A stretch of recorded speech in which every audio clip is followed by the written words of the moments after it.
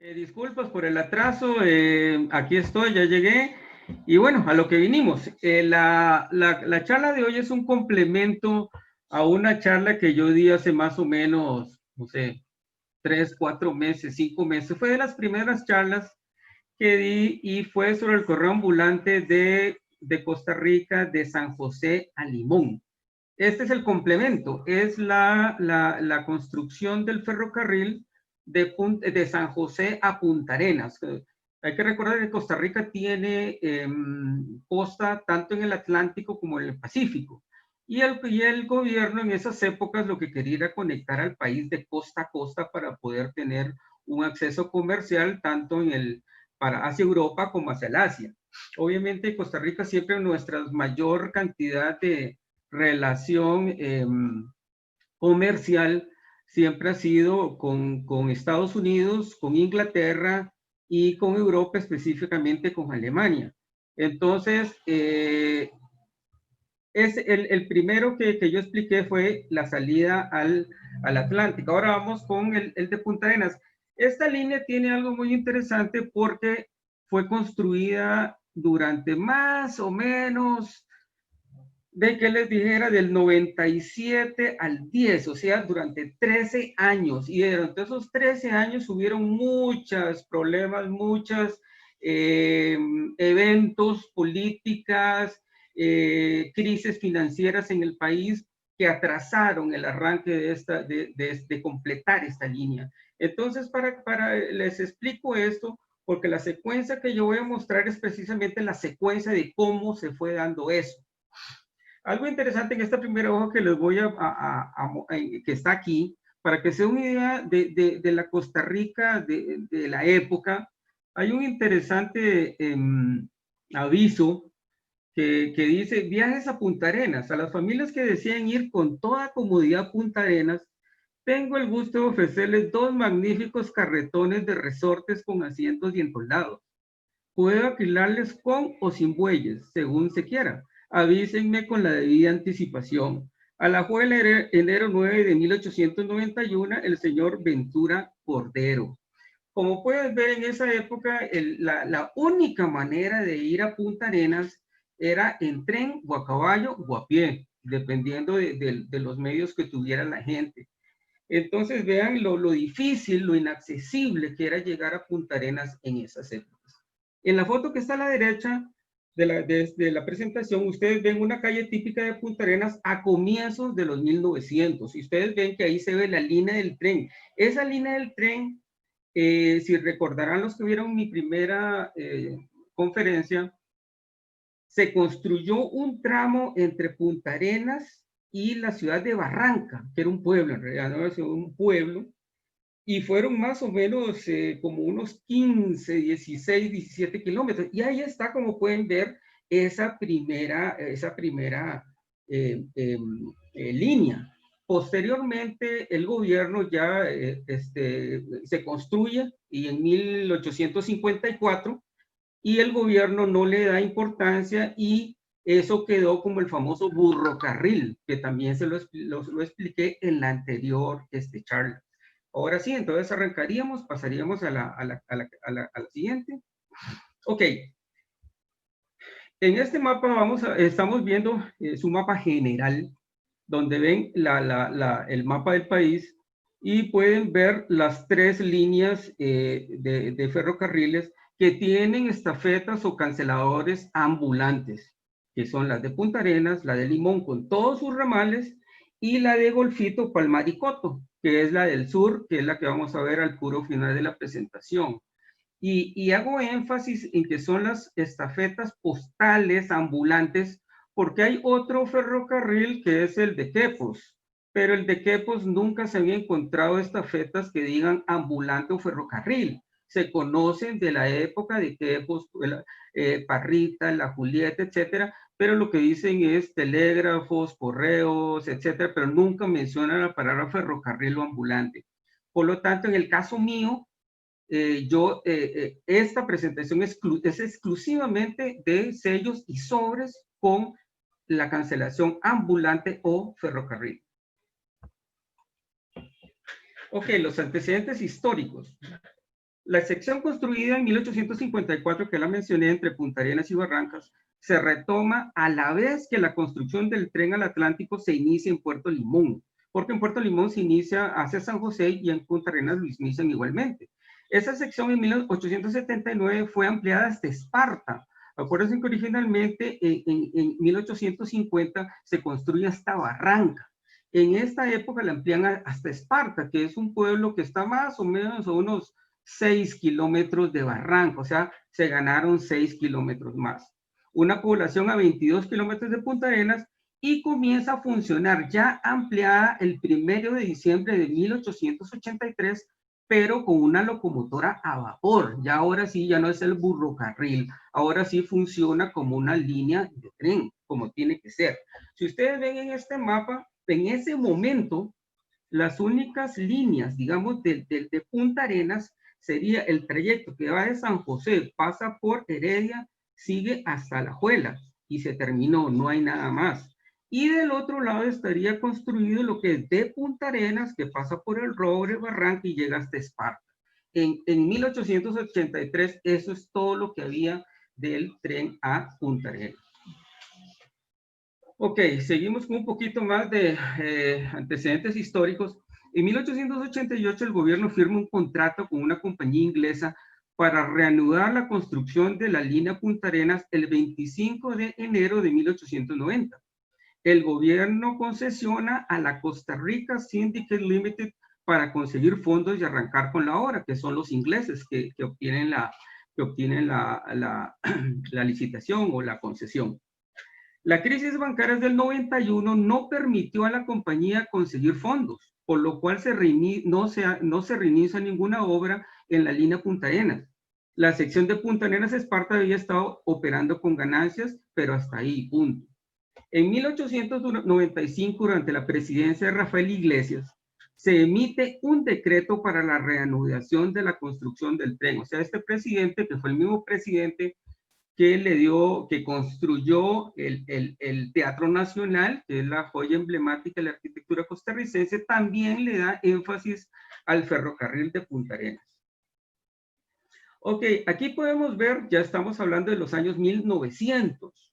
Y en los 1900, como ustedes pueden ver, se ve un tramo desde el tren al Pacífico, que ya hay varios tramos construidos aquí. Y aquí pongo un campamento donde se ve el tipo, y en ambos ustedes ponen la topografía de nuestro país. Nuestro país es un país sumamente quebrado, es un país de mucha montaña, caluroso, lluvia. Entonces, construir un ferrocarril en Costa Rica no era nada fácil, ¿verdad? Entonces, como pueden ver, las condiciones de los trabajadores, por ejemplo, en esta foto pueden ver al capataz, aquí tiene una construcción provisional y ustedes aquí ven estos trenes estos carros jalados posiblemente por alguna máquina a vapor, que aquí se ve el vaporcito donde sale, donde van sacando lo que son las piedras, las rocas, donde van haciendo la línea camino a Punta Arenas. Entonces, para que se ubiquen y se den cuenta lo difícil que era construir en Costa Rica, no era nada fácil. Entonces, por eso hubo tantos problemas para completar esta línea de San José hasta Punta Arenas. Ok, seguimos con otro poquito más de antecedentes históricos y como podemos ver, en 1897 el gobierno firma un contrato con el señor John Casement de Ohio, Estados Unidos, quien acepta construir los 93 kilómetros faltantes desde San José a Tibibes. Ojo con eso. El gobierno de esa época quiere que sea en Tibibes, no en Punta Arenas, que es una bahía al sur de Punta Arenas. En 1900 la construcción llegó hasta el Río Grande en Alajuela, a unos 39 kilómetros de San José. Si podemos ver, San José está aquí, se construye todos estos tramos, Pavas, Ojo de Agua, Ciruelas, Turrúcares, Río Grande, y llega hasta acá, hasta Río Grande en 1900. Y en 1902, hasta el 1902, se construye el siguiente trecho, que es hasta Santo Domingo de San Mateo, que actualmente se conoce como Orotina. Por eso aquí, este trecho que dice aquí, Orotina, es el actual nombre. pero el nombre original del lugar era Santo Domingo de San Mateo. Lo pongo ahí porque se conocen canceladores hasta Santo Domingo de San Mateo, pero no dicen ferrocarril, pero obviamente tuvieron que haber llegado por tren. Esto está a 69 kilómetros de la capital y comienza sus servicios en 1903. En este año el gobierno se queda sin fondos y el contrato con el señor Casement se rescinde por mutuo acuerdo. Entonces ven que en este momento, 1902, 1903, el ferrocarril llega hasta Santo Domingo de San Mateo, que era el nombre del momento, que ahora es Ortina, y el ferrocarril de Punta Arenas Esparta sigue funcionando hasta ese lugar. Ahora nos queda conectar Orotina o Santo Domingo de San Mateo con Esparta para completar. Pero ojo que en el contrato original el gobierno quería que llegara a este lugar, a Tivives, que inclusive si ustedes ven por lógica, Tivives es hasta más recto. Inclusive aquí esta bahía posiblemente tenía mejor calaje, mejores cosas, pero por razones políticas, como en todos los países pasa, ya los políticos y los empresarios tenían todo montado en Punta Arenas para que se fuese a Punta Arenas y por lo tanto llegó a Punta Arenas y el objetivo general que era Tivives al comienzo no se consolida y se sigue con el proyecto a Punta Arenas. Ok, muy importante esta tablita. ¿Por qué? Porque vean que esta tablita dice Ferrocarril del Pacífico en general, y ojo con la fecha, porque esto tiene que ver mucho con los canceladores, con los sobres, con todo. Miren, dice División de San José a Santo Domingo, 5 de febrero de 1906. Y abajo dice División Esparta Punta Arenas.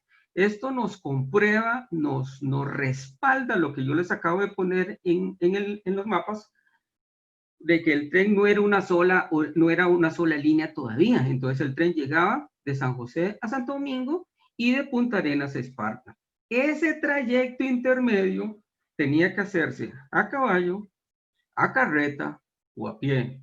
Entonces volvemos otra vez. La Costa Rica de esa época, caliente, lluviosa, quebrada, montañosa, etcétera, no era nada fácil lograr que el correo llegara por la vía rápida hasta Punta Arenas. Entonces, importante esto, de San José a Santo Domingo, que es ahora Orotina, y de Esparta a Punta Arenas. En este momento la línea no está terminada. Ok, aquí aparece la primera pieza importante de correos. Como ustedes pueden ver, vean la fecha, 1904. Antes de 1904 no se conoce absolutamente nada con cancelación de Punta Arenas, ni de los pueblos de Punta Arenas, ni nada, porque como es lógico, no había tren, no había línea, no había nada. Esta que es la carta más temprana conocida, que circula en 1904 de Punta Arenas a San José. Esto también es muy importante porque nos da a entender que este era el cancelador que aplicaban en Punta Arenas y el de San José era uno diferente. De estos sobres solamente se conocen dos. Este que estoy mostrando aquí es de la colección de don Álvaro Castro y se conocen sellos sueltos, pero le estoy hablando que sellos sueltos habrán unos, yo tengo 2 o 3 en mi colección, no sé, alguien más tendrá, posiblemente no hay más de 10 sellos sueltos y 2 sobres conocidos para que vean lo raro que es este cancelador y las razones por las cuales yo les expliqué todo ese proceso que tenía que recorrer una carta para poder llegar a Punta Arenas. Ok, este cancelador circula entre 1904 y 1906. Ojo con la fecha otra vez. Este dice Ferrocarril del Pacífico, Ferrocarril del Pacífico, Costa Rica. Vean que este es un cancelador de doble círculo sin fecha. Lo que se conoce es un sobre, otra vez en la colección de don Álvaro Castro. Me disculpo con él que no le puse ahí la nota. Y sellos sueltos, los 3 sellos sueltos que están arriba son de mi colección, tengo más, pero digamos esos son los más claritos. Y otra vez, volvemos a lo mismo, deben conocerse unos 10, 15 sellos sueltos. Entonces, eso nos da otra vez la rareza de las piezas postales hasta 1906, porque el tren no estaba completo. Entonces, sintetizando, el de el anterior era de Punta Arenas a San José, y para mí este es hipótesis, pero tiene lógica porque estos sellos se encuentran más, es el que aplicaban en San José, y precisamente no tiene nombres porque lo aplicaban a lo largo de la ruta, de todo, perdón, de todos los pueblos. Un momentito.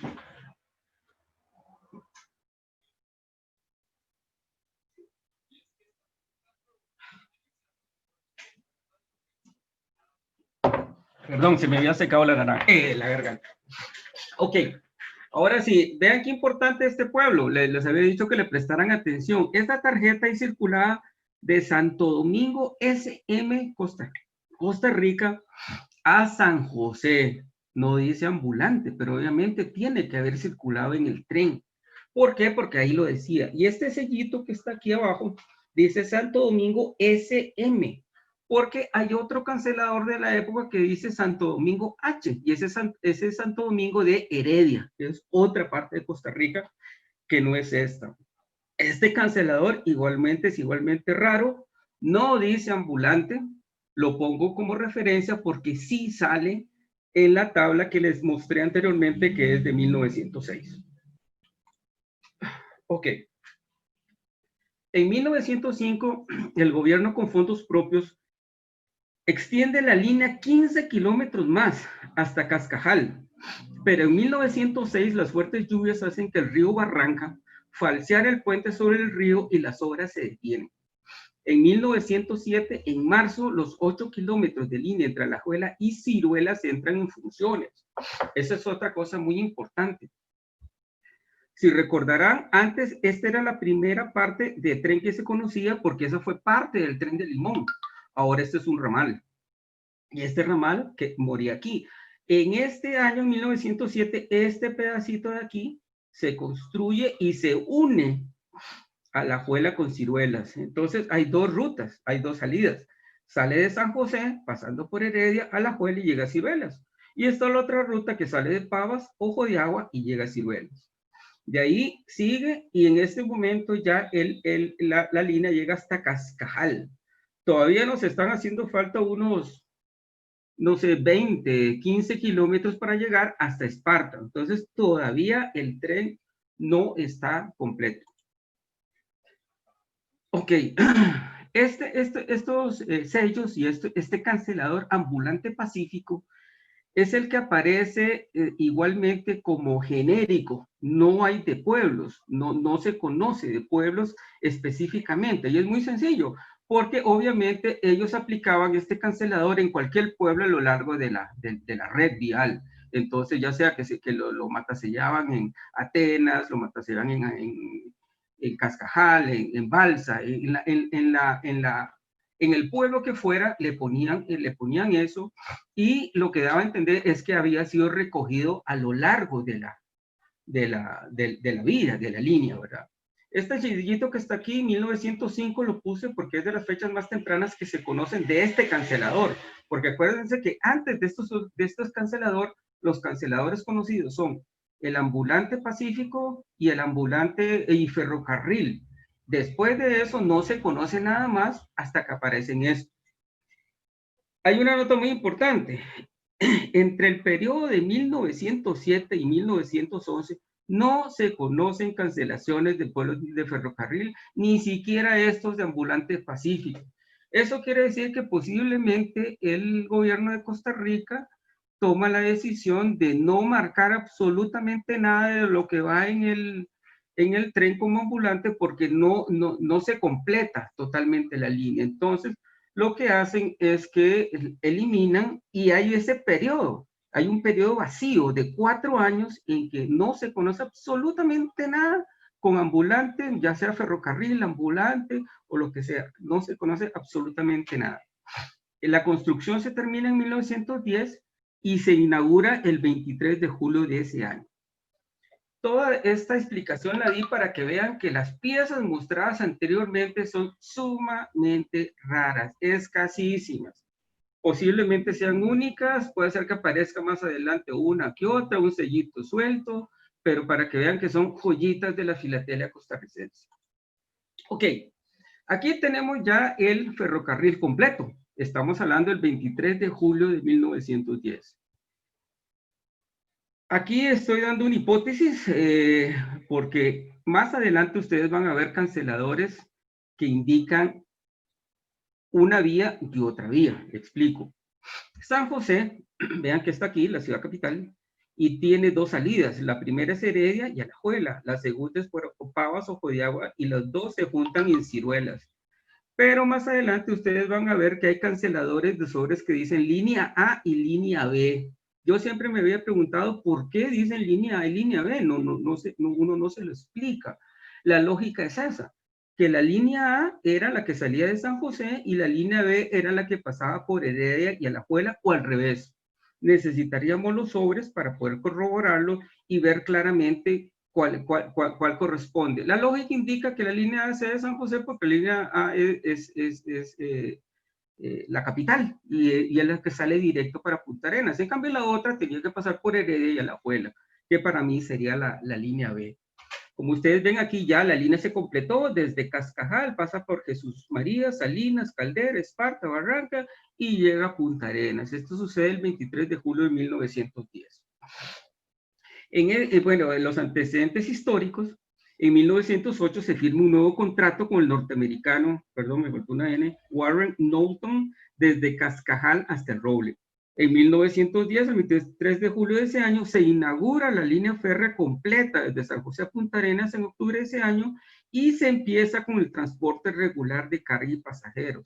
Ojo, qué importante eso. Ahí nos explica que en ese momento ya el ferrocarril comienza a funcionar como tal y por eso tiene lógica de que los canceladores ya de ambulantes de todos los pueblos comienzan a aparecer a partir de 1911, como ahora se los voy a demostrar. Ok, en 1911 sigue funcionando este cancelador ambulante pacífico, que es el general, porque hay algunos pueblos de la línea del tren que no se conocen canceladores, posiblemente por ser muy pequeños. Entonces el correo no tenía, posiblemente quiso invertir, porque eran canceladores de acero, eran canceladores bien hechos, posiblemente eran canceladores caros, mandados a hacer al exterior. Entonces hay como unos, no sé, 5 u 8 pueblos que no tienen canceladores, pero están en la línea del ferrocarril. Posiblemente para esos pueblos usaban este ambulante pacífico, y aquí aparece ya en 1911, el 26 de junio, puede ser que hayan antes. Este es el que yo tengo más cercano en mi colección, más temprano, y aparecen las líneas de este ferrocarril al Pacífico, ambulante pacífico, o sea, vean que es genérico, no es de ningún pueblo. Ok, aquí ya comienzan a aparecer los primeros pueblos. Vean que dice Ferrocarril al Pacífico, 5 de octubre de 1911, Atenas. Aquí está el pedazo de Atenas. Lastimosamente, aquí está el Pacífico. No se conocen sobres completos. Yo lo que tengo es ese pedacito, que es ese sellito con ese aparte del cancelador. Pero claramente lo importante ahí es la fecha, 1911. El otro que tengo aquí es el Ferrocarril Pacífico, 29 de enero de 1911. Vean qué importante la fecha, muy temprano, casi al comienzo del 11. Y dice aquí Concepción, tampoco no está claro, pero aquí se puede ver C-O-N, Concepción, que era otro pueblo a lo largo de la línea del ferrocarril. De esto no se conoce absolutamente nada en sobres. Ok, aquí seguimos con un sobre de ferrocarril de Coyolar, del 2 de abril de 1914. Como ustedes pueden ver, ya comienzan ahora sí a aplicar, todos los pueblos comienzan a tener sus propios canceladores, lo cual no pasaba antes de 1910. Aquí ya la línea está completa y por lo tanto comienzan a circular. Estos sobres, otra vez, son raros, algunos son muy raros. Este del Coyolar, si no me equivoco, se conocen como 3 o 4, no se conocen más. Ok, este es el ambulante Punta Arenas Duplex. Vean que este igual es otro genérico. Ya el ambulante Pacífico, aquel ya no aparece más. Ese terminó su uso. Posiblemente lo usaron Acuérdense que el primer sobre que se conoce es más o menos 1905 o 6 y circula posiblemente hasta el 11 o el 12. Perdón por no poner esa nota para que supiesen el periodo de uso de ese cancelador. Aquí aparece ya este, que es un genérico ambulante Punta Arenas Duplex, 26 de mayo 1915, y muy importante es la hora, porque sí se sabe y está documentado de que habían 2 trenes, tanto de ida como de vuelta. Entonces vean que el de las 9 de la mañana era el segundo tren y había uno que salía a las 6 de la mañana y de Punta Arenas era al revés, salía una, si no me equivoco, a las 7 y otra a las 10, una hora después. Entonces aquí tienen el ambulante Punta Arenas, 9 de la mañana. Ok. Aquí seguimos viendo los canceladores de pueblo. Miren que este es el año 18, el año 15 y este es el 19. Y ya aquí aparecen otras 3 pueblos, que en este caso es Ojo de Agua, Hacienda Vieja y Turrúcares. Estos canceladores estuvieron en uso desde 1911 hasta 1949. En el 50 en adelante se cambian a un tipo totalmente diferente y el ferrocarril ya no es de vapor, sino pasa a ser eléctrico. Detalle importante porque el cancelador lo dice. Este es un cancelador que está atrás, por delante están los sellos. Dice Ferrocarril del Pacífico Las Pavas. Este es cancelado en 1925. Este es el único sobre conocido, pero lo que quiero darles a entender que todos los canceladores, sobres, más que todos los sobres del ferrocarril del Pacífico son muchísimo más difíciles que los del ferrocarril a Limón, por la sencilla razón que el comercio de Costa Rica desde el siglo XIX sale por Limón, no sale por el Pacífico. Entonces, lógicamente, la circulación de correo, la gente escribiendo, el comercio, lo que sea, no salía por el Pacífico. Y tras de eso, el correo, la línea se termina hasta 1910, por lo tanto, era un ferrocarril poco usado. El comercio seguía siendo de Costa Rica con Europa y con los Estados Unidos. Ok, aquí aparecen unos canceladores muy interesantes de los cuales tampoco se conocen sobres. Estos son unos canceladores de óvalo que se utilizaron del 26 al 28, que es lo que yo tengo en mi colección. Dicen Turrúcares, dicen Concepción, en este caso es Concepción, aquí se ve la N, Concepción, y en este caso es Turrúcares, aquí está el Turrúcares, aquí hice una reconstrucción para que sea más o menos como es, no se conocen sobres, se circularon solamente por 2 años. Estos igual, aquí si ustedes ven, dice Ferrocarril del Pacífico, abril 2 del 27, Espoal, y en este caso es lo mismo, pero aquí dice Ojo de Agua. El cancelador está bastante borroso, el sello está despedazado, pero posiblemente sea uno de, digamos, un número 3 o 4 conocidos, no hay más. Y sobre menos. En esa misma época, en esos 2 mismos años, suceden otros diferentes, que se usan estos cuadrados que dice Ferrocarril al Pacífico. En este caso, en mi colección tengo este que dice Pavas, que aquí se ve Pavas, Ferrocarril al Pacífico, la fecha del 26, y aquí dice Ferrocarril al Pacífico, y en este caso dice BLE, ELE, que es el roble. En este caso el cancelador está mucho más claro, aquí se ve el roble. Igualmente, no se conocen sobres, solamente se conocen sellitos sueltos, y estamos hablando que no pasan de 10 los conocidos de estos canceladores en sellos. De 1900 a 1927 al 28, igual, aquí hay otro cancelador raro, fue un periodo de 2-3 años en que no sé por qué el correo, no tengo explicación, tal vez más adelante que vi que está don Álvaro o Luis Fernando, alguien tenga alguna información, circula este AM Pacífico, que igualmente se conocen solamente sellos sueltos, no se conocen sobres. Igual, vean que la fecha es, este es del 27 y esta, si no me equivoco, es del 28. Entonces, igual, son 2 años como que no sé si les dieron libertad de cambiar, se deterioraron los otros, no sé, pero de los otros no se conoce nada en esa época y solo se conocen estos en esos 2 años.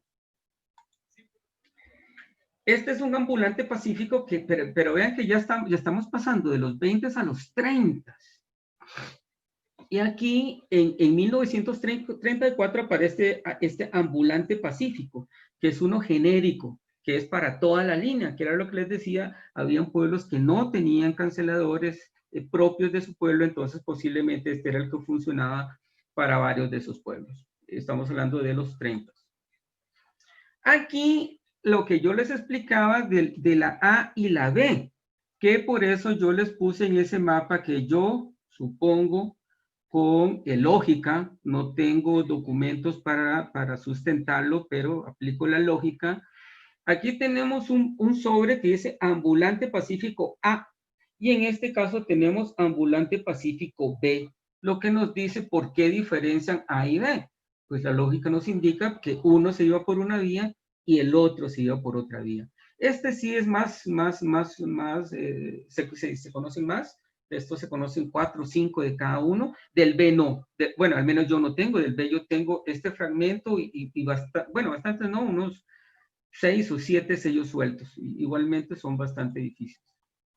Después aparece también en esta época, ojo, 1934, uno compuesto que se llama La Ceiba Pacífico. La Ceiba era un pueblito a lo largo de la línea y emite su propio cancelador y le ponen Pacífico, que ellos están a lo largo de la línea, 3 de enero, y 1934, el 34 lo tengo por detrás, donde está el cancelador de San José, donde llego.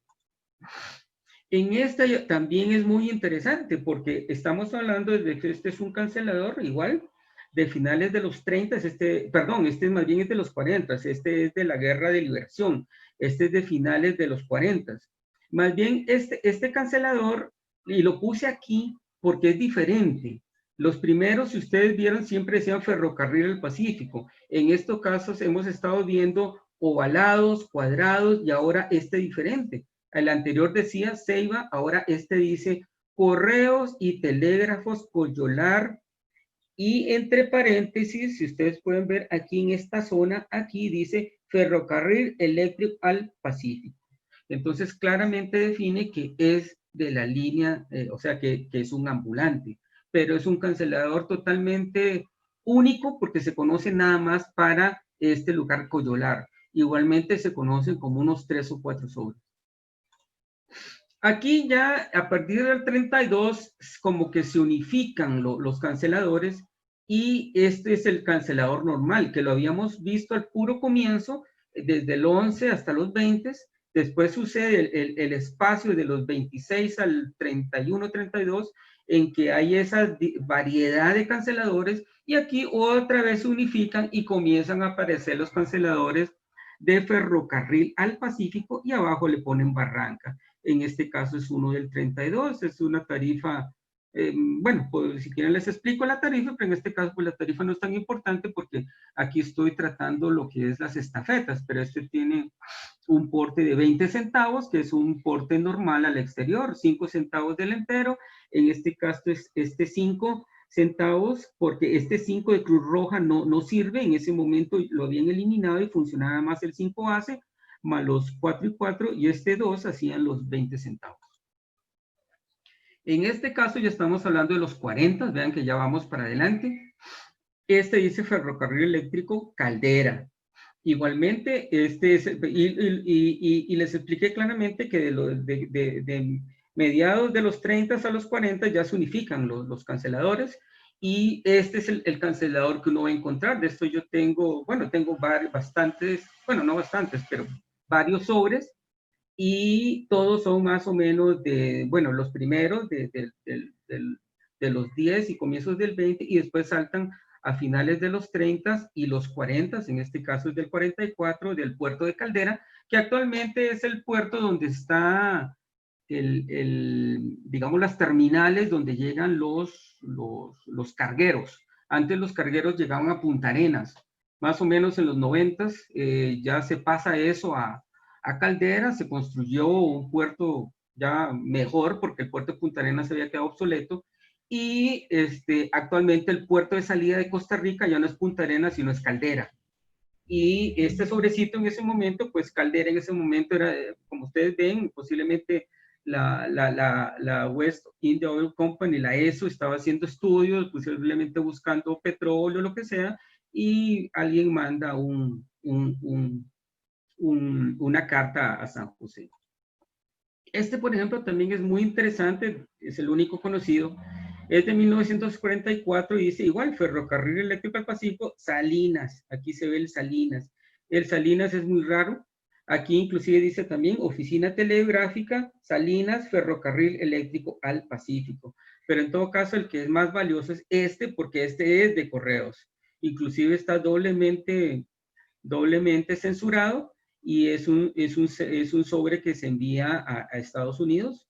El porte es bastante altito, posiblemente iba pesadito, porque no es un porte normal, y por detrás tiene sus canceladores de llegada y tránsitos y toda la cosa, pero la joyita de la pieza es esta, el cancelador que dice aquí, Ferrocarril Eléctrico al Pacífico, Salinas.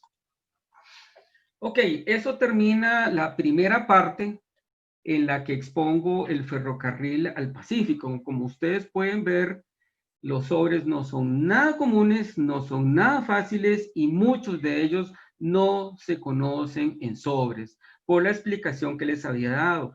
Esos sobres, esos sellos, era una línea que no era muy ocupada, no tenía mucha salida porque por ahí no salía el comercio de Costa Rica. El comercio de Costa Rica salía por Limón, no salía por el Pacífico.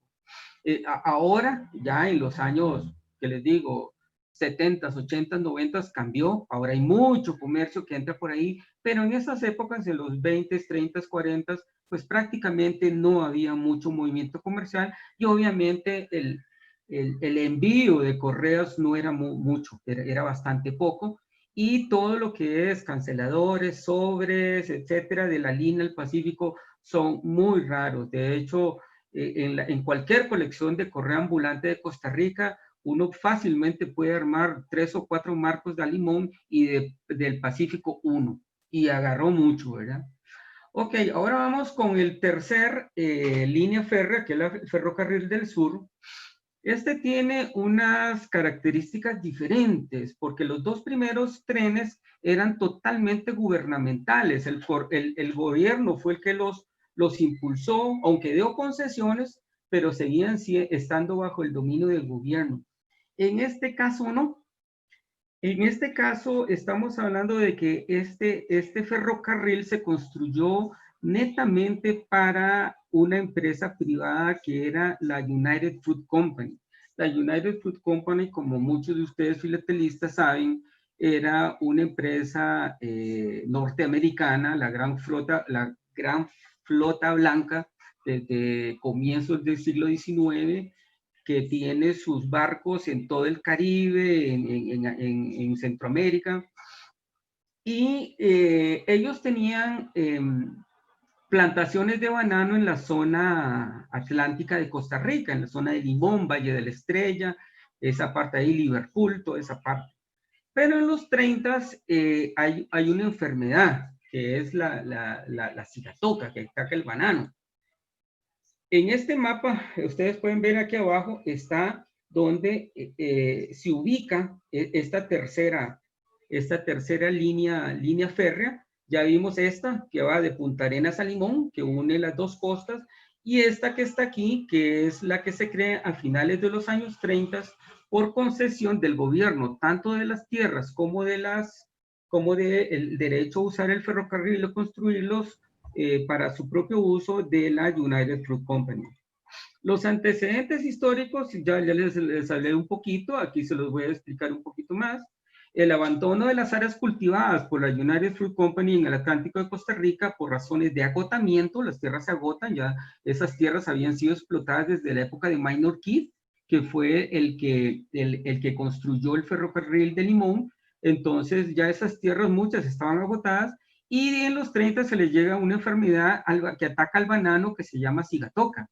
Entonces, tras de que las tierras están agotadas, les llega la enfermedad, entonces ya esas tierras se volvieron no productivas. Entonces la compañía, la United Fruit Company, busca otras alternativas y entre esas el gobierno, hablan con el gobierno y el gobierno decide que exploten la zona sur pacífica del país, que en esas épocas todavía era prácticamente virgen, no había prácticamente nada.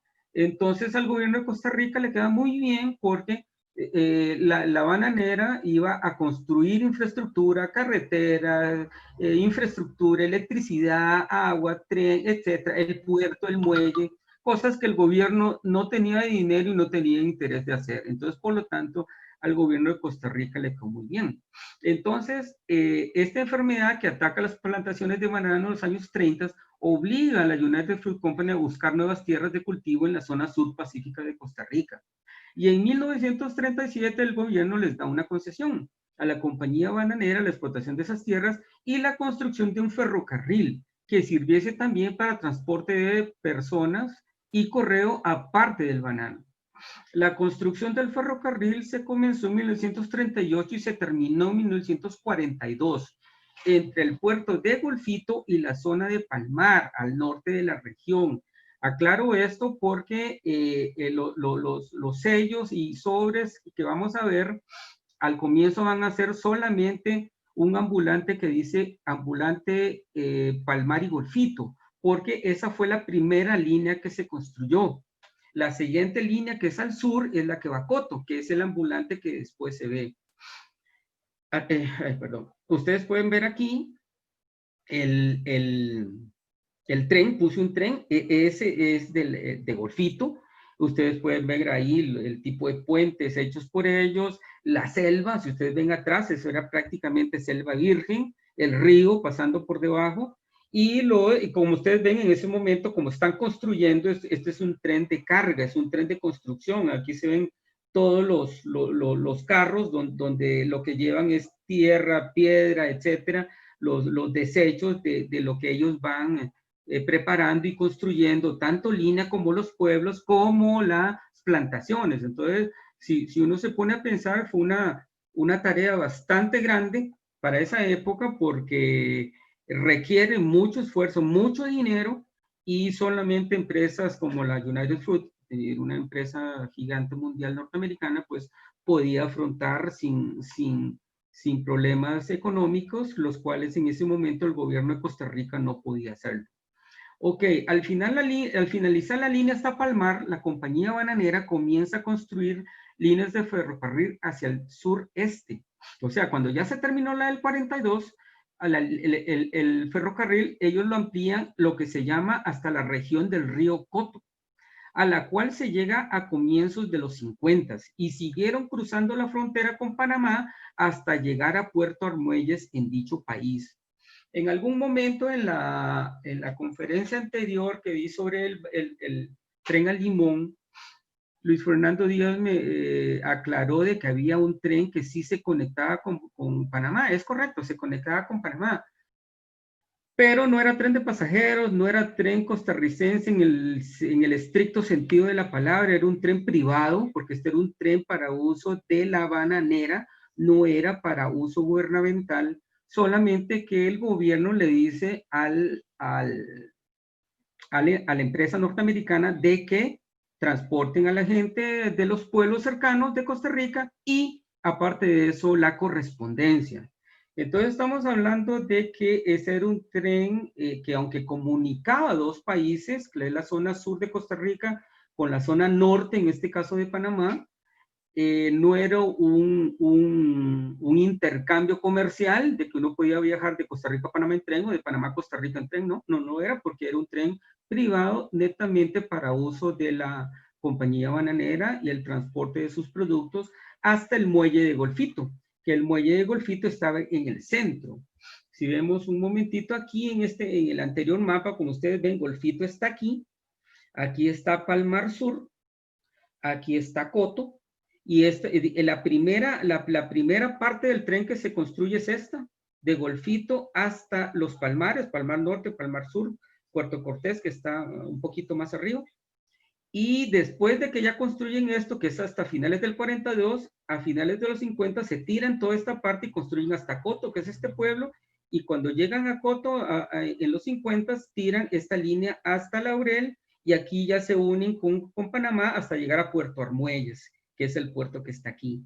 Pero otra vez, todo este ferrocarril que ve aquí es un ferrocarril bananero. Todas estas eran tierras cultivadas por la United Fruit Company, no eran privadas, perdón, no eran del Estado en el sentido de que ellos pudieran usar, no, estaba totalmente esas tierras para uso de la United Fruit, por lo tanto era un ferrocarril de uso privado. Ok, vamos a ver, no, vamos aquí, sí, esto, ok. El primer ambulante que se conoce, ahora ya entramos a lo que nos interesa, que son los canceladores. El primer ambulante que se conoce es el cancelador que dice Ambulante Correos Palmar y Golfito. Este cancelador se usa entre 1900 y 1948. De hecho, este sello que está aquí es el de más temprano que yo conozco, que es de uso de diciembre 11 del 41, inclusive antes de que se terminara totalmente la línea, pero posiblemente el tramo que llegaba a Golfito ya estaba listo entre Palmar y ya estaban construyendo el del sur, entonces ya comienzan a mandar correspondencia. Y como ustedes pueden ver ahí el cancelador claramente aquí dice Ambulante, Correo, Palmar y Golfito, diciembre 11 del 41. Aquí este tren es muy interesante porque ustedes pueden ver aquí el pueblo de Golfito. El pueblo de Golfito es una franja alrededor de una montaña, a lo largo de una montaña. Es un pueblo de características muy especiales por la geografía, por la topografía. No permitía que se extendiera mucho porque la montaña solo permitía que se construyeran 200 metros en una parte, 300 en otra, 500 en otra, y ya de ahí había que meterse en la montaña. Entonces vean que este tren llegaba aquí, que está el muelle, aquí están las instalaciones donde llegaban los barcos y se llevaban la fruta para Estados Unidos o al mercado que tuvieran que llevarla, y el tren llegaba y dejaba aquí toda la mercadería. Y este tren se iba para este lado, que era la parte de Palmar Norte, Palmar Sur, que era donde estaban las bananeras, o sea, las plantaciones. Aquí en estos pueblos que están aquí, lo que estaba era las áreas administrativas, donde estaban los gerentes, ingenieros, los trabajadores de rango medio, oficinistas, y después estaban lo que es ya las zonas de donde, de las barracas que llamaban, donde estaban los peones normales, y había un pueblo civil que llamaban el civil, del pueblo civil, que era Golfito, que ese sí era un pueblo normal, digamos que se formó espontáneamente y que no pertenecía a la bananera, ¿verdad? Y ese era un pueblo que le brindaba mano de obra a la compañía bananera y servía para también dar otro tipo de servicios, supermercados y cosas, porque la United Fruit Company, como buen enclave bananero, que este tipo de organizaciones se les llama enclaves bananeros, ellos tenían su servicio de supermercado, tenían su propio aeropuerto, tenían su propio muelle, tenían su propio tren, entonces todo lo que estaba diseñado era para ellos. En cambio, el pueblo civil estaba para la gente los rangos más bajos, que en ese caso eran los empleados, digamos, tipo que cortaban, que chapeaban, que jalaban. O sea, alguna vez ha visto un enclave bananero. En esas épocas ellos jalaban a lo largo de rieles a pura fuerza humana los racimos de banano, iban corriendo a lo largo de trechos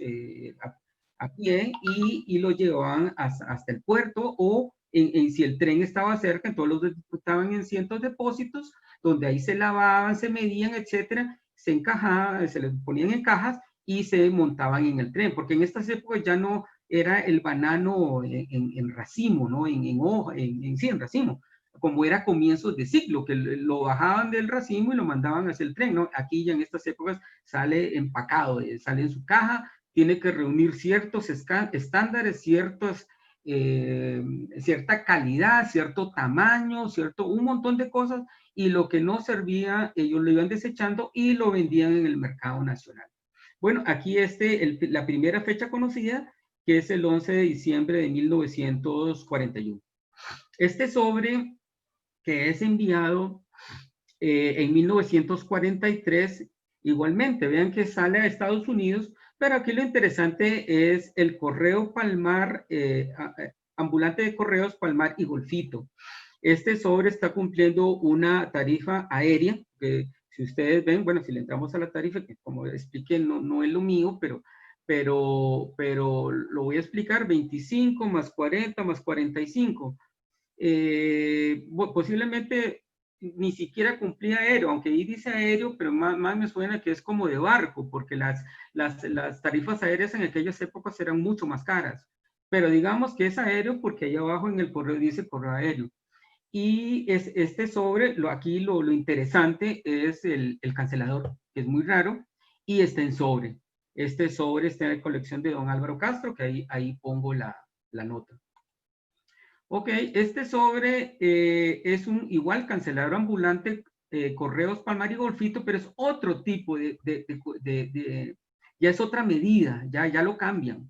Y esto circula en los 1950, 1954.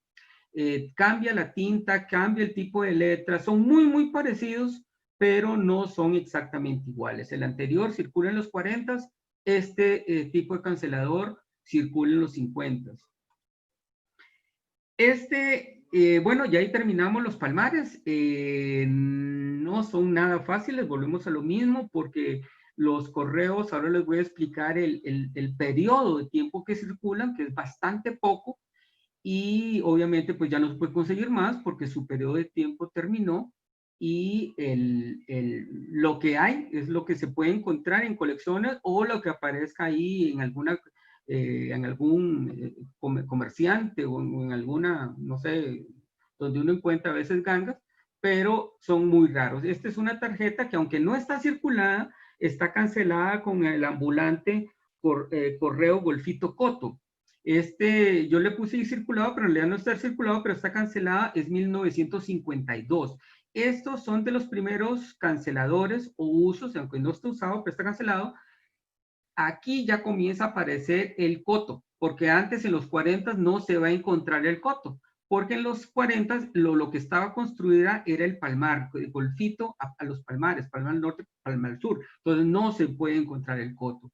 A partir de los años 50, ahora sí. Y aquí esto nos da una idea de que a comienzos de los 50 ya el ferrocarril se había llegado a Coto, y posteriormente llegan hasta la frontera con Panamá y después hasta Panamá, y comienzan a aparecer los sobres, tarjetas con este cancelador que dice ambulante, correo, Golfito y Coto. Este siguiente sobre, más o menos ya es de los últimos usos. ¿Por qué les digo de los últimos usos? Porque, como lo veremos más adelante,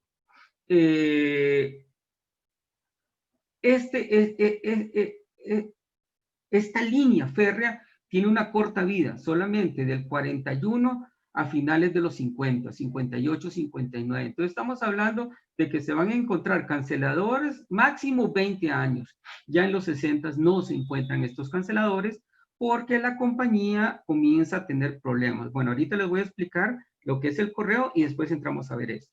Este sobre es un cancelador, es el único que se conoce. Es un sobre que dice AMP Golfito, circulado en 1956.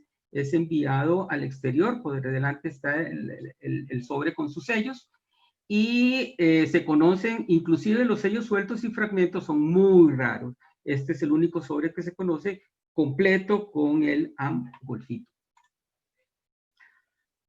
Para terminar lo que son las partes filatélicas, aquí otra vez, este es el único fragmento conocido. De hecho, esto es todo lo que yo tengo. No sé si don Álvaro tendrá, que ahí está. Ahora le preguntamos. Este es el único fragmento que yo tengo que dice Correos de Costa Rica, AMP Palmar. Y vean la fecha, 1957. Entonces, eso nos corrobora lo que yo ahora les voy a explicar, el por qué estos canceladores de ambulantes solamente se usan desde los 40 hasta los 50, lo que son en ese trayecto, y los de Coto solamente de los 50 hasta finales de los 50, entre comienzos de los 50 y finales de los 50. Este es el único fragmentito conocido, y otra vez volvemos a lo mismo. Todo lo que es ese tramo de línea de ferrocarril que no duró ni 20 años en transportar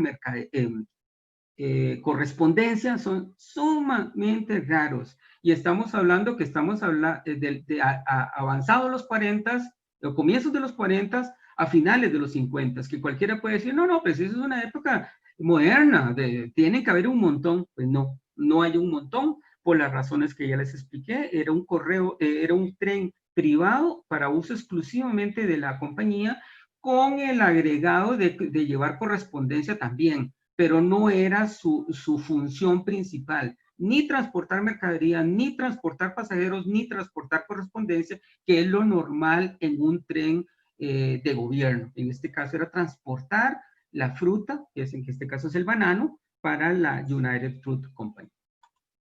¿Ok? En este caso, ya aquí estamos viendo la vista de la ciudad de Golfito en los años 80. Esto es una vista moderna, porque la United Fruit Company se va de Costa Rica como en el 84, 85, y todas esas instalaciones, como ustedes pueden ver ahí, los pueblos, cada pueblo más aquí arriba estaba lo que es la zona americana, que la zona americana es donde están los gerentes, los ingenieros. Después estaba esta, que era la zona amarilla, que eran para los mandos medios, y estas eran las barracas. Ustedes ven, y aquí también, aquí se ven como barracas. Más bien la amarilla debe estar más aquí. Estas eran las zonas de los peones y la gente de mantenimiento, o sea, la clase más baja en lo que se refiere al escalafón de empleados de la United Fruit Company. Y aquí está el muelle, como ustedes ven, donde ellos cargaban sus barcos con la fruta, y se iba. Como ustedes ven, el lugar es muy lindo. Si alguien no conoce la zona sur, se lo recomiendo. Yo la conozco muy bien porque yo hice mi proyecto de graduación en esta zona, y es precioso. Esta zona de Golfito es simplemente preciosa y vale la pena. Actualmente hay un depósito libre, o sea, donde no se pagan pocos impuestos para efectos de comprar cosas. Obviamente el país en este momento está en crisis, pero si algún momento salimos y ya todo vuelve a la normalidad, pues este paseo es recomendado, vale la pena. Ok, las conclusiones. A finales de los años 50, la compañía bananera que compraba la producción de banano a los productores privados deja de comprarlos porque la calidad ya no llenaba los estándares requeridos por el mercado norteamericano a comienzos de los 60. Las líneas del ferrocarril en la zona entre Costa Rica y Panamá fueron levantados y puestos en otras zonas de la compañía. Por eso es que ya no se encuentra ningún tipo de cancelador, porque mucho o sea, casi lo que es de Coto para abajo se levantó y se lo llevaron para otras zonas, que posiblemente fue para Quepos, que era otra zona que era propiedad de la compañía bananera. Por lo tanto, la conclusión es sencilla. Ahí terminan las cancelaciones ambulantes de Golfito, Palmar y Coto. El servicio de correo lo asume el gobierno de Costa Rica, y en esas épocas, en los 60, el gobierno de Costa Rica pone sucursales de correos en todos los pueblos de Costa Rica. Hasta el pueblo más chiquitito tenía su propia agencia de correos. Entonces, para alguien que quiere coleccionar pueblos, esos años es ideal. Los años 60, 70, hay cualquier cantidad. Entonces, por lo tanto, ya los ambulantes, el uso del ferrocarril ya no tiene sentido. ¿Por qué? Porque ya hay carreteras, hay caminos, los medios de comunicación son totalmente diferentes, y por lo tanto ya el tren ya no cumple la función de llevar correspondencia, ¿verdad? Bueno, les agradezco mucho. Eso fue mi presentación. Espero que les haya gustado. Estoy listo para responder cualquier pregunta, y muchas gracias por oírme. Muchas gracias, Juan. Muchas gracias. Muy buena, Juan, la verdad. Muy bueno, muy bueno. Muy bien, Juan, muy bien. Interesante. ¿Preguntas para Juan? Estoy solo oído. Juan, dos cositas. Primero, ¿sabes el tipo de trocha que se usaba en cada caso? Porque normalmente son muy diferentes las trochas industriales a las trochas comerciales. Digamos, esa es la primera pregunta. La segunda es, me llama la atención de que habiendo ya un ferrocarril que llegaba hasta La Juela, a solamente 8 kilómetros de Ciruela, no, ¿cómo se llamaba el otro punto? De San José. de que hayan sacado una línea completamente nueva, en vez de unirlo directamente a partir de las Alajuelas. Más que decías de que estaban muy cortos de dinero y que comenzaron varios años después, porque en vez de comenzar en el 88, comenzaron recién para el 95. Sí, bueno, con respecto a la primera pregunta, no sabría definirte qué tipo es, si era industrial o comercial, ahí sí no te voy a batear. Con respecto a la otra pregunta, vos sabes que siempre... Juan, Sí, ¿me escuchas? Sí, claro, le oigo. ¿Me escuchas? Sí, señor. No, es que el término trocha no sé qué significa. El ancho de la vía, El la ancho de los distancia que vías. existe entre ambos trenes. Ok. Sí. Generalmente para las líneas comerciales se utiliza una trocha que es como mínimo 1 metro normalmente, que es lo que se denomina trocha angosta. La trocha internacional es la de 1,40 m, y 1,65 m es la trocha ancha, digamos que la que se usa en Argentina mucho, y en Estados Unidos en algunos casos y en Inglaterra. Creo que la nuestra es de 1 metro, me parece, Juan. Debe ser generalmente pequeña, las industriales son trochas de Coving que son 60 centímetros. Sí, debe ser pequeña por la sencilla razón de que era uso privado, o sea, no era uso Así comercial. Entonces lo lógico es que los gringos hayan invertido lo mínimo posible. De ahí, a 1,40 implicaba más material, más muertos, más de todo, ¿verdad? Entonces, estoy bateando, pero... Por lo que veía de la foto del puente, no es de más de 1 metro. O sea, para mí sí, es o de por COVID de eso, 60 o de por 1 eso metro. te digo. Yo creo que debe ser el angosto, debe ser el angosto. Y con respecto a que por qué no tiraron originalmente por Alajuela, que era lo lógico. Tu pregunta es totalmente Era lo más lógica. esperable. Era lo más lógico. Posiblemente fue por razones políticas. En Costa Rica siempre se ha vivido un pleito terrible entre las cúpulas de poder, ¿no? O sea, cada 4 años cambia el poder y lo que hizo el anterior lo botan a la basura y comienzan algo nuevo y así, ¿verdad? Entonces, posiblemente en esa época pasó exactamente lo mismo. Dijeron, el anterior, la época de Rafael Iglesias, se llegó hasta ahí, no, señor, ahora nos vamos por el otro lado. Entonces lo hicieron así. O la otra cosa sería ver, porque yo tengo un buen amigo que se llama Jorge Becha, que es muy estudioso de eso, y él tiene mapas y cosas que consiguió del ferrocarril al Pacífico, y encontró libros y cosas originales del ferrocarril. Puede ser que también haya sido por topografía, no sé, puede ser que haya sido más llano por donde se lo llevaron ya la segunda, porque en efecto, como vos decís, ya había un gran trecho porque no arrancaron de donde terminaron y siguieron, ¿no? Sino que arrancaron de nuevo desde San José. Puede haber sido eso, ¿verdad? Pero digamos la explicación más, que te dijera, más de más sentido común podría ser eso, más que todo, para mí, los pleitos políticos, ¿verdad? Que siempre Juan. se dan en todos los países. Juan. Sí, señor. Perdona, me gustó mucho. Hay una investigación importante, ojalá la publicaras. El tema, la pregunta del por qué no a Alajuelas y Ciruelas tiene, digamos, cosas a favor y cosas en contra. Entre las en contra, tuvieron que hacer otro puente grande sobre el Río Grande, o sea, sobre el Virilla.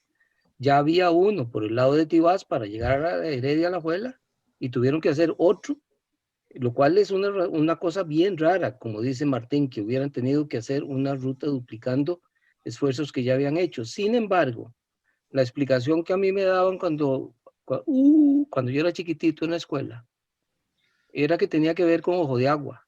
Ojo de Agua es el lugar de donde se toma la fuente de agua que abastecía o abastece todavía a Punta Arenas, y la administraba el ferrocarril. Pero esa era la explicación que nos daban a nosotros en esos años, ¿verdad? Sí, yo como te digo, no tengo una explicación, como le dije a Martín, te estoy dando una explicación con un sentido común, punto, pero no la tengo documentada. Pero sí creo, Luis Fernando, don Álvaro, que han estudiado mucho ese tema, deberíamos entrar y ver por qué no siguieron por ahí y se fueron por el otro lado, ¿verdad? Que pudo haber sido por razones políticas o por el agua, como decís vos, o por razones topográficas, porque perfectamente pudieron haber hecho nuevos estudios y dijeron, no, mira, la ruta ideal es esta, por allá estamos mal, ¿verdad? No sé. Sí. Y desde el punto de vista práctico, lo que dice Luis Fernando, el tema del agua es clave con un ferrocarril, más en esa época que eran de que eran a vapor. El tema del agua es clave. Sí, claro. Es muy puede lógico haber lo que sido, se claro, está tratando. claro, perfectamente puede haber sido, claro. Pienso que el otro lado tocaba más pueblos, entonces entramos en lo que dice Juan del lado político. Iba visitando más pueblos y que permitían que la gente pudiera utilizar más el tren. Sí, puede ser, puede ser. Acuérdense que toqué al comienzo lo de Tivives, que si ustedes se dan cuenta en el mapa, Tivives, de donde se había llegado el tren, que era de Cascajal a Tivives, era un brinco. Era lo lógico tirarlo a Tivives, pero no lo ¿Llegó tiraron. alguna vez a Tivives al final? Ah, perdón. ¿Llegó a Tivives al final después No, con el nunca tiempo? llegó a Tivives, nunca llegó a Nunca llegó. Tivives. Pero era lógico que no llegara a Tivives, porque los políticos de comienzos de siglo ya tenían todo en Punta Arenas, y están esperando que llegue el tren. Entonces, jamás iban a permitir que se quedasen con todas las tierras compradas, con todo listo para mandar sus mercaderías y que les hagan el puerto en otro lado. Entonces, ahí sí, yo casi estoy seguro que eso fue político, ¿verdad? Sí. Hay un asunto respecto de Tivives y es que las aguas marinas son mucho más peligrosas. No sé cuán peligrosas pueden ser para las embarcaciones, pero actualmente, y aquí viene un anuncio turístico, cuando vengan a Costa Rica tienen que ir a Tivives. Es un lugar precioso. Pero cuando se meten al mar hay que tener muchísimo cuidado porque son aguas muy bravas. No sé cuánto incidiría esto en la decisión del cambio. Sí, puede haber sido, tiene usted toda la razón. Tal vez hubieron estudios de ahí marinos, geográficos, topográficos que dijeron, no, aquí demasiadas corrientes, poco calaje, no sé, o sea, ya habría que investigar el por qué no se fueron a Tibetes como originalmente lo quiso Iglesias, ¿verdad? Porque el contrato que él hace es con Tibetes, con ese gringo Casement, que es el que agarra el contrato en ese momento, ¿verdad? Sí, correcto. Sí, sí. La verdad que excelente investigación, tenés que escribirlo, ¿eh? No puedes quedarte sin escribirlo. Ya lo tengo escrito y de hecho yo mismo, cuando me puse a organizar el material, ahora tengo que reorganizar mi colección, porque la tengo pésimamente mal montada. Como hice la investigación, ya vi la cronología, la lógica, y sí, tengo que remontarlo, porque está mal, está mal. Sí. Y de hecho tengo que escribirlo porque hay información nueva ahí, información que encontré que definitivamente hay que publicarla para que todo el mundo la conozca, ¿verdad? Claro. Si en algo puedo ayudarte, me tenés a la orden, Juan. Muy amable, don Álvaro, claro que sí. Claro que sí. Con esos dos ayudantes que tenés para que te ayuden, no tenés excusa para no escribirlo. Luis Fernando y don Álvaro, imagínate qué par de ayudantitos, ¿ah? A propósito de eso, Henry, yo no sé si sigo yo, pero me gustaría compartir pantalla. Ok, vamos contigo y de ahí vamos con Alexander. Ok, voy a poner en la pantalla unas cancelaciones, más bien con el afán de que Juan las comente. Ajá. Porque hay algunas variedades, hay una comparación en fecha de dos orotinas distintos, un Santo Domingo y un orotina, y también hay una fecha que Juan dijo que él tenía una que era la más viejita de diciembre del año 41 en Golfito y Palmar, y yo voy a mostrar otra distinta. Más vieja. Más viejilla, creo yo. Ah, carajo. En la misma estampilla. Qué bueno. Entonces, están la de Orotina y la de Santo Domingo, una encima de la otra, en fechas muy parecidas, y puede eso indicar el cambio de fecha del nombre del pueblo que Juan señalaba, ¿verdad? Correcto, se cambia, pero ve que tu Orotina no tiene ambulante, no dice nada, no dice absolutamente nada, es de pueblo. Entonces, lo que quiero decirte es que entre el 7 y el 11 no hay absolutamente nada de canceladores que digan Pacífico, ambulante, ferrocarril, nada, cero. Inclusive el Santo Domingo de San Mateo, que el que mostré, es de pueblo, no es de ferrocarril. Pero obviamente el ferrocarril llegaba ahí, estaba en la lista donde decía Santo Domingo, claro. Llega a Santo Domingo. Entonces tenía que ser de ferrocarril, pero no lo tienen. No, yo nada más lo puse como referencia de que la tabla que publicaba Ferrocarriles de Costa Rica, decía, llegamos de San José a Santo Domingo, San Mateo, y desde Esparta a Punta Arenas. Por eso es que puse eso. El ambulante pacífico en la parejita de 1911 es para mostrar la variedad del uno romano. Solo la hace curiosa, nada más. Muy linda, muy linda. Pero ve que lo que vos me estás poniendo, ve lo que corrobora lo que yo estoy diciendo. Comienzan a aparecer a partir de 1911. Antes de eso, no hay nada. Bueno, yo no he visto. La que está a la par es de 1909, septiembre algo de 1909. Sí, pero esa es Orotina, estamos con Orotina. No, la del otro lado, la que dice ambulante pacífico también en Fernández, en Don Mauro. El 5 centavos de Don Mauro, solito, sin 11. Ambulante pacífico, bueno, no está claro abajo, pero bueno, ok, puede ser, está bien. Después a la par hay uno que vos mostraste, uno muy bonito, pero me pareció que podía reforzarse tu planteamiento con el tema del ambulante número 1. Ese está muy lindo, Luis. Sí. Precioso. Ambulante número Punta Arenas. Bueno, ese es otro detalle importante. Está el ambulante A, el ambulante B, y después aparece ambulante 1 y ambulante 2.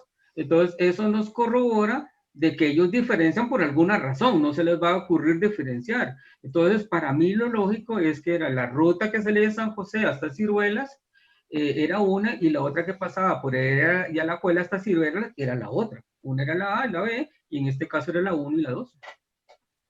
Y el sellito de la universidad con la fecha esa que veíamos, de octubre 21 del 41. Octubre del 41, sí, esa es más viejita porque la mía es de diciembre, correcto. Y por ahí andan otros, esto es así como por curiosidad. Claro, no, excelente, qué bueno. Entonces, a ver si me hago millonario alguna vez. Claro. Los buenos ambulantes que yo tenía me los compró Alexander, ¿y qué va a hacer? No, entonces los regalaste.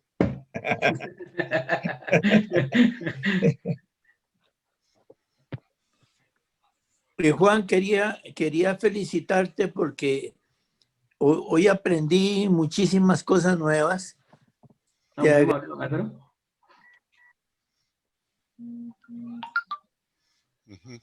Alexander. Sí. Gracias. Juan, 3 puntillos. Con respecto a la tarifa de 60 céntimos, aunque estoy claro que vos no te estabas enfocando en tarifas únicamente en estafetas, pero la tarifa de 60 céntimos es muy común para la época. Era el porte... ¿De correo aéreo? Sí, correo aéreo, porte básico a Estados Unidos. 60 céntimos, una tarifa que se cambió el 15 de noviembre de 1942. Entonces, por ese lado, pues no es nada difícil. Es muy común. No, es que yo mencioné de que a mí no me sonaba, porque yo pensaba que eran más caras, más bien, porque el correo aéreo en esa época era un lujo, no era nada barato. Entonces yo más bien pensé que andaba en 80, 90, entonces me pareció barato. Una notita a Alex, porque es importante, usó 2 aviones. Ese sobre que Juan mostró con la tarifa correcta y que Alex lo acaba de comentar, usó 2 aviones, salió en avión de Golfito a San José y de San José a Estados Unidos. Correcto. Perdón, Alex. Así es. Y lo otro, bueno, lo otro es que don Luis se me adelantó con el sello de la Universidad de Costa Rica, con el ambulante de Palmar, Golfito. Bueno, no me vendió todos los matasellos bonitos, don Luis. Ya veo que usted se dejó algunos. Yo tengo uno de octubre 22 del 41, que lo acabo de poner en el chat para compartirlo con ustedes. Entonces, don Luis, muy mañosamente se me dejó con un sellito ahí muy bonito. Ese me lo reservó a mí, qué pena.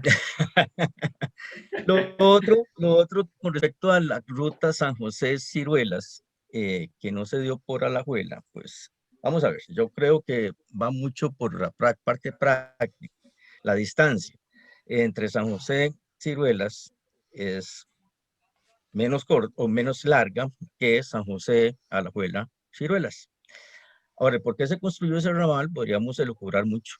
Y a mí se me ocurre, por ejemplo, de que había una necesidad de exportar el café que se producía en la zona de Santo Domingo, de Alajuela, de Heredia, que era muy rica en ese momento, y zonas aledañas, Poás y otras, y se exportaba a través de Alajuela, Ciruelas y hacia el Pacífico y a Punta Arenas. que eso es una razón que yo considero muy de peso de que se haya construido ese, digamos, que se haya cerrado el anillo entre Ciruelas y Alajuela.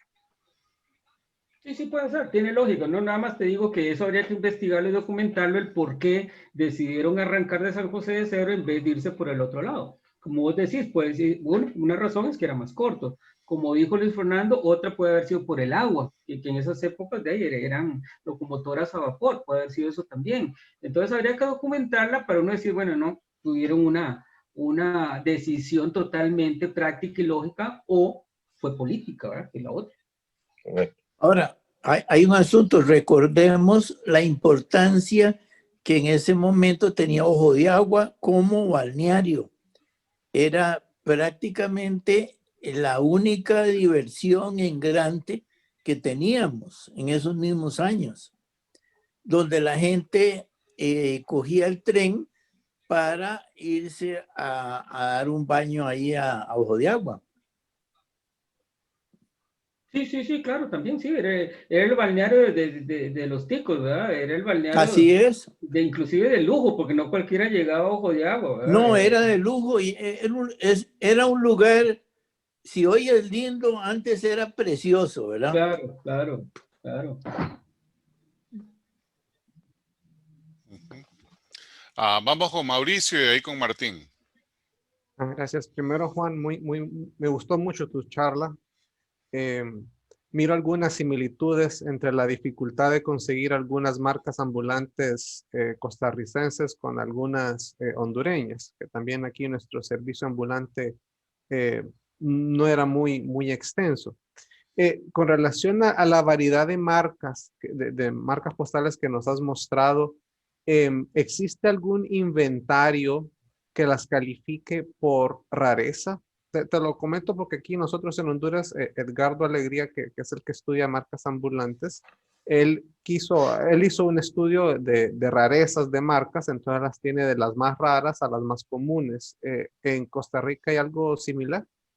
No, no hay algo similar, pero sí hay un inventario, que precisamente lo hizo don Álvaro, en el libro uno de los 2 libros que él escribió, ahí hay un inventario, solamente que habría que, eventualmente, si se quiere hacer algo similar, ponerlas de las más raras hasta las más comunes, ¿verdad? Entre comillas. Sí, Pero, y habría que incluir algunas de las que hoy nos presentó Juan, que son muy importantes y que no están en ese inventario. Ese inventario es el que está en el libro que tienes detrás tuyo, exactamente, ahí dice más o menos las fechas en que se usaron, y en la colección mía de ambulantes, que fue publicada como uno de los libros de grandes colecciones filatélicas de Costa Rica, ahí viene un poco más desarrollado. Ok, gracias. gracias.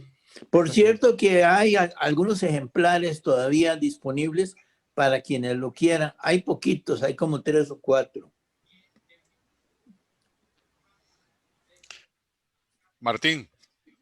Bueno, primero, don Álvaro, me va a interesar de que me guardes uno para cuando te vaya para allá.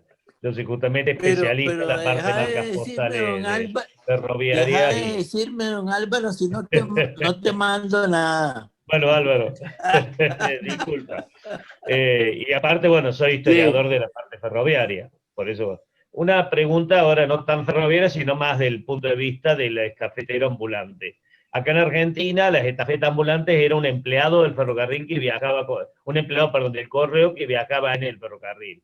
Allá era exactamente igual, también era un empleado del correo que iba arriba del ferrocarril tomando la correspondencia, porque Sí, me llama la atención sobre todo en el caso del Golfito, que era un ferrocarril de que no creo que haya tenido mucho espacio para poder ir un empleado.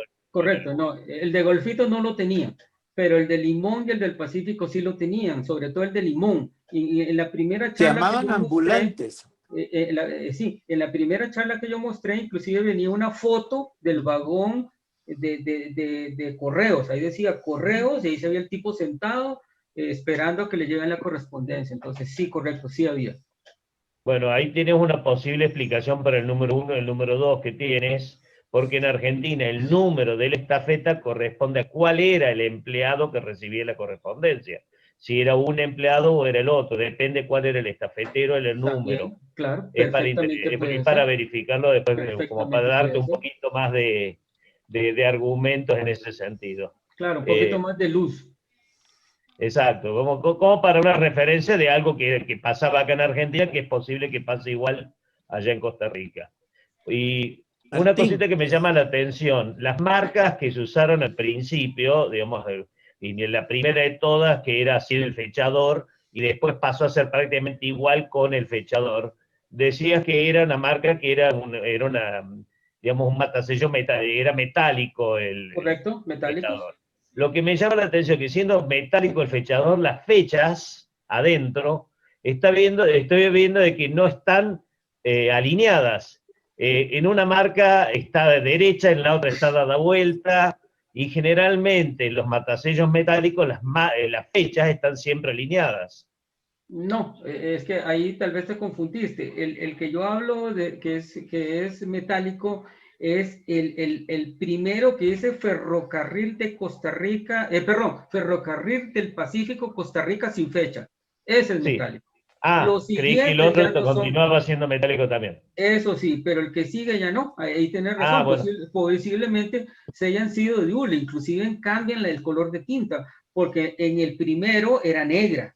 Y aparte de eso, como era metálico, él, digamos, no marcaba bien, eran marcas muy, ¿qué te dijera? No eran claras. Y aparte, como era tanta letra, Ferrocarril de Costa Rica, y en un cancelador de este tamañito, ¿verdad? Entonces, eran prácticamente ilegibles. Más bien el sobre que tiene don Álvaro, que es único, que es una maravilla, ahí está clarísimo y te dice lo que la descripción ¿cómo se llama? Las palabras que están en el cancelador, ¿verdad? Pero ese es sin fecha. Clarísimo, eso lo explica entonces. Muchísimas gracias. No, con gusto. Luis Fernando, te veo con Martín, la mano en Martín, alto. te llamas, ¿verdad? ¿Cómo? No, ya Yo hace también. rato la quitamos. Sí. Juan, bueno, mira, quiero felicitarte, realmente muy linda tu charla. Te quería comentar nomás que acá en Argentina,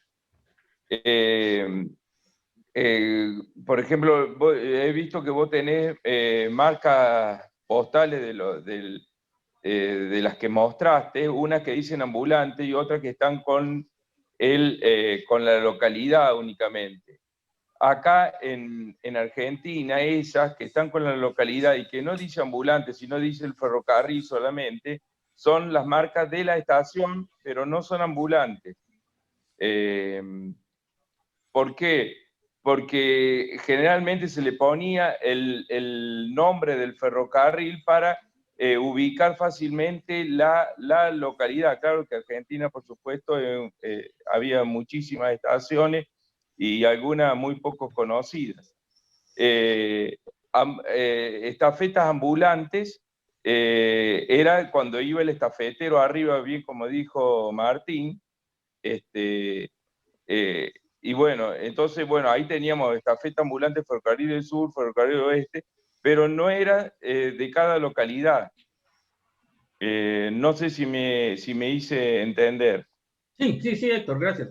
No, en el caso de Costa Rica sí son de cada localidad porque todas esas localidades que mostré ahí, también está documentada el cancelador de estafeta, que es totalmente diferente.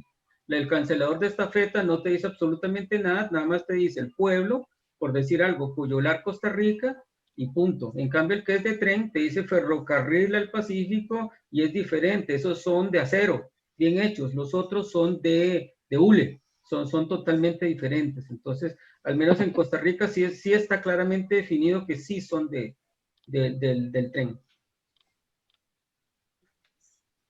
Está bien. Muchachos, tengo que retirarme, pero quería felicitar de nuevo a Juan. Fue excelente tu presentación. Hoy aprendí muchísimo. Buenas noches, Álvaro. Y ahí estamos a la orden cuando quieras sacar tu libro. Buenas noches. Muy amable. Buenas noches a todos. Buenas noches. Buenas noches. Un gusto que estés acá. Chao. Un libro abierto. Buenas Hasta noches. luego. Nos Buenas estamos noches. viendo mañana. Chao. ¿Alguna otra pregunta para Juan? Yo tengo otra. Dale. Juan, nos comentaste que hubo una línea que la compañía, la United Fruit, levantó los rieles, ¿verdad? ¿Es correcto? Esto lo hicieron, pero te lo comento porque aquí en Honduras la Trujillo Railroad Company, que tenía una concesión, como funcionaban todas estas compañías, supuestamente no tenía el derecho a levantar los rieles y cuando terminó operaciones los levantó. La pregunta mía es, ¿estaba en parte de la concesión en Costa Rica que tenían el derecho a levantarlos o simplemente los levantaron porque pudieron hacerlo y lo hicieron? Sinceramente no sé si estaría en la concesión, pero eso era una práctica común. Te voy a decir por qué, porque en la parte del Atlántico de Costa Rica, la zona, hay muchas zonas bananeras que se inundaban. Y era totalmente normal que alguna zona por donde pasaba el tren se inundaba y decían, ok, señores, ya nomás por aquí, levanten esa sección y nos vamos por el otro lado. Y eso era totalmente normal. Y entonces, como ellos traían esa costumbre del Atlántico, porque la United Fruit Company estuvo en Costa Rica desde finales del siglo XIX hasta mediados de los 80, entonces, que hayan hecho eso en Golfito no es de extrañar, pero no sé si estaría en la concesión. Ahí sí no sabría decir. Ok, gracias. Con gusto. Juan. Señor. Más bien, Mauricio y Juan, en el año 82 fue cuando ya las tierras de Golfito estaban agotadas y hubo una gran huelga bananera que duró muchas semanas. La bananera decidió retirarse de esa zona y desmanteló el ferrocarril. Y muchas piezas, muchos rieles y maquinaria y vagones y máquinas fueron a parar a Honduras, Mauricio. Interesante. Ahí fueron. Y se armó un escándalo muy grande en Costa Rica político porque el ministro de entonces de la presidencia autorizó la salida de ese equipo a Honduras y no lo puede hacer, pero se dio. Ya, interesante. Muchas gracias, Alex. No sabía eso. Muchas gracias. Tampoco. Luis Fernando. Sí, para complementar un poquito lo que Juan y Alex han contado sobre este tema, la única ventaja que yo tengo sobre ellos dos es que soy más viejo y como conté la otra vez que Juan explicó algo de estas cosas, a mí me tocó ser testigo de algunas de los cambios que hubo en esa zona. Don Alex acaba de contar exactamente lo que pasó en Coto, en las fincas de Coto, los Cotos 47, la zona limítrofe con Panamá. Y sucedió en dos etapas, una etapa en el gobierno Figueres entre el 70 y el 74 y una parte en el año 82, como cuenta Alex. Y la que no se llevaron los hondureños se la llevaron los chinos. Pero antes de eso, entre el año 48 y más o menos el 55 se construyó la parte de la trocha de la carretera panamericana, que no existía. La montaña de Taramanca, que frenaba el paso de San José a la zona sur, no existía y entonces, no existía la carretera que la atravesara, ni el tiro largo a la orilla del río Grande de Terra. Todo eso, lo único que había de comunicación entre Palmar y Golfito, entre Palmar y Coto, era el ferrocarril. Y la carretera la construyeron encima de donde estaba el trazado del ferrocarril. Igual que hicieron con el ferrocarril de Quepos y Parrita, la carretera y Matapalo. La carretera la construyeron encima del trazado del ferrocarril. A mí me tocó todavía pasar algunos puentes, ya en carretera, pasar puentes que eran todavía puentes del ferrocarril habilitados temporalmente como puentes de carretera. Todavía en los años 70, en los años 74, 75, cuando se estaba empezando a asfaltar esa carretera, que era de piedra. Qué lástima que se construya encima, porque equivale a decir nunca más va a haber tren ahí. Alexander. Sí, complementándolo, don Luis, bueno, y de Juan, que lo mencionó en su charla, esos pueblos de Parrita, Quepos, Palmar, Golfito, pues no existían prácticamente antes de que llegara la bananera. Esos pueblos se desarrollaron gracias a la compañía bananera, a la United Fruit Company, y además se construyeron aeropuertos locales, pistas de lastre rudimentarias, que era la comunicación para los funcionarios de la bananera, especialmente, que llegaran a San José y de ahí tomaran al exterior. Pero son pueblos que son netamente bananeros, o sea, se desarrollaron alrededor de esa compañía. Hubo comisariatos administrados por la bananera, hubo hospitales administrados por la bananera, hubo escuelas administradas por la bananera. En realidad, de la compañía bananera, como Honduras, Panamá y otros países, pues prácticamente era un mini gobierno en esas zonas. Correcto. ¿Qué fue de esos pueblos cuando se fue la bananera? ¿De qué vivieron? Porque esos pueblos cambiaron cuando la tierra se agotó en banano, en el lado ¿cómo se llama? Quepos, Parrita, se sembró palma africana, administrado por la bananera. Claro. Y se montó una compañía productora de manteca y aceite vegetal aquí en San José y hicieron el negocio. Ya tienen las tierras y ahorita todavía siguen produciendo palma africana, aceite de palma africana. En el lado de Golfito, pues también, ya bueno, ahí se ha desarrollado otro tipo de productos, está mucho banano, ahí en el Valle de Coto, el Laurel y todo eso, perdón, mucho banano no, mucho palma africana y otros productos, pero ya banano no existe. Sí. Similar aquí, Alexander, y a todos. Aquí en Honduras igual, cuando la producción del banano se fue a pique, surgió palma africana y otros lugares de las tierras de la United Fruit simplemente se vendieron y construyeron casas y lotificaron gran parte de los terrenos que antes eran terrenos de la United Fruit. Bueno, aquí en Costa Rica, perdón, Henry, eso es zona costera. Y aquí hay un boom turístico desde los años 86. Oscar Arias ganó el Premio Nobel de la Paz. Costa Rica tomó un boom turístico y toda esa zona costera tiene precios inalcanzables. O sea, hay unos desarrollos turísticos, hoteleros y todo, casas de gente de mucho dinero, y porque ya se convirtió en otro medio económico. Ya es el turismo, los hoteles y ya no tanto la parte agrícola en la franja costera. No obstante, digamos, ya más adentro, obviamente ya son terrenos agrícolas, que son de palma africana. Sí.